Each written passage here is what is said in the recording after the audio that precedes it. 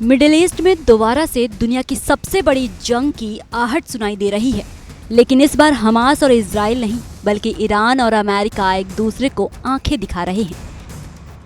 पिछले कई दिनों में जिस तरह से दोनों देशों में दूरियां बढ़ी हैं, जिस तरह अमेरिकी राष्ट्रपति ट्रंप ईरान को सीधी धमकियां दे रहे हैं, उससे ये कहना गलत नहीं होगा कि अगला वॉर ईरान और अमेरिका के बीच ही होगा। कहा जाए तो तलवारें खिंच चुकी हैं, बस ऐलान होते ही नए युद्ध का आगाज हो सकता है। लेकिन युद्ध की आशंका के बीच तीन की तिकड़ी अमेरिका की बेचैनी बढ़ रही है।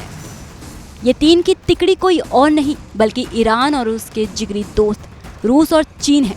जी हाँ, मीडिया रिपोर्ट की माने तो अमेरिका के खिलाफ ईरान को रूस के बाद चीन का समर्थन मिल गया है।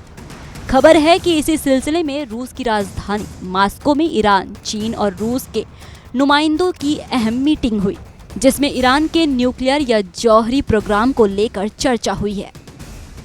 दरअसल अमेरिका और ईरान के बीच ये तनातनी परमाणु समझौते को लेकर शुरू हुई। जानकारी के मुताबिक कुछ दिन पहले ईरान ने इस सिलसिले में अमेरिका के साथ सीधे बातचीत करने से मना कर दिया था, जिसके बाद राष्ट्रपति डोनाल्ड ट्रंप ने ईरान से दो टूक शब्दों में कहा कि अमेरिका परमाणु कार्यक्रम पर सीधे बातचीत करेगा। इतना ही नहीं, ट्रंप ने ईरान को बमबारी की धमकी भी दी। कहा कि अगर बातचीत सफल नहीं हुई तो ईरान को इसका अंजाम भुगतना पड़ेगा और वो दिन ईरान के लिए बहुत बुरा होगा।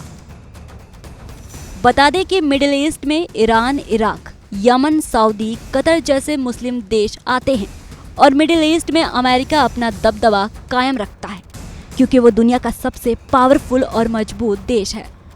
लेकिन अब कहा जा रहा है कि रूस और चीन के सपोर्ट से ईरान जल्द परमाणु शक्ति संपन्न देश बन सकता है। ऐसे में ईरान का परमाणु शक्ति बनना अमेरिका और इजराइल के लिए खतरे की घंटी है, क्योंकि इजराइल ने हमास से जंग लड़कर गाजा में जो किया उसके खिलाफ ईरान आज भी खड़ा है। वो नेतन्याहू और उसकी सेना को अपना कट्टर दुश्मन मानता है। फिलहाल बात अमेरिका और ईरान की करें तो अंदर खाने ये खबरें सामने आ रही हैं। फिलहाल बात अमेरिका और ईरान की करें तो अंदर खाने ये खबरें सामने आ रही हैं।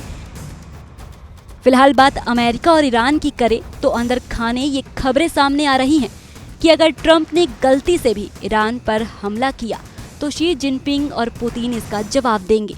हालांकि खबरें ये भी आ रही हैं कि खामेनेई ने अपनी सेना को अलर्ट पर रखा है, क्योंकि इधर अमेरिका के जहाज ईरान के आसपास मंडरा रहे हैं।